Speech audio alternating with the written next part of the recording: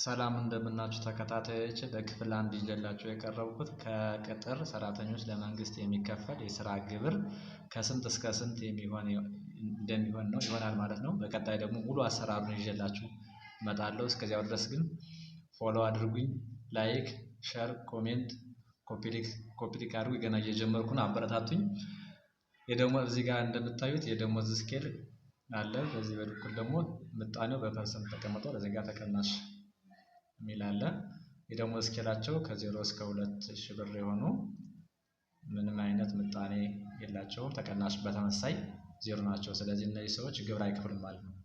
ከ2001 እስከ 4000 ብር የሆኑት ደግሞ 15% አባዝተን በ300 ቀንሰን እንሰራዋለን ማለት ነው። ከ4001 እስከ 7000 ነው ደግሞ በ20% ነው የሚባዛ። ተቀናሹ 500 ብር ይሆናል።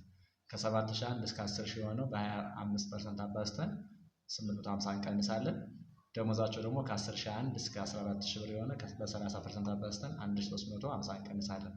ከ14000 በላይ የሆኑ ደሞዛቸው ደግሞ በ35% አባዝተን 2050 ብር እንቀንሳለን ማለት ነው። በክፍል 2 ሙሉ አሰራሩን ይዤ እመጣለሁ። እስከዚያው ድረስ ግን ላይክ፣ ሼር፣ ኮሜንት፣ ኮፒ ሊንክ አድርጉ። አመሰግናለሁ።